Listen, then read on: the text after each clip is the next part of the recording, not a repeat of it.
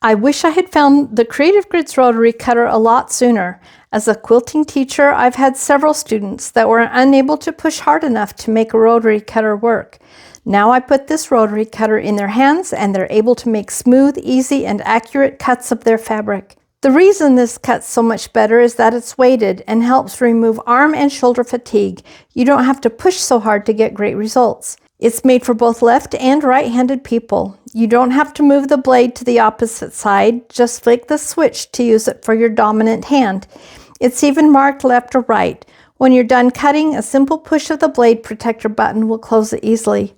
It comes with a great case to store it and protect your blade. The blade is relatively easy to change as well. It's a little stiff in the beginning, but after a few blade changes, the clip relaxes and becomes super easy from then on. Many rotary cutters require you to unscrew the device that holds the blades in place. This one is simply a button push and the parts will separate. It's super comfortable in the hand and it has nice ridges for finger guides.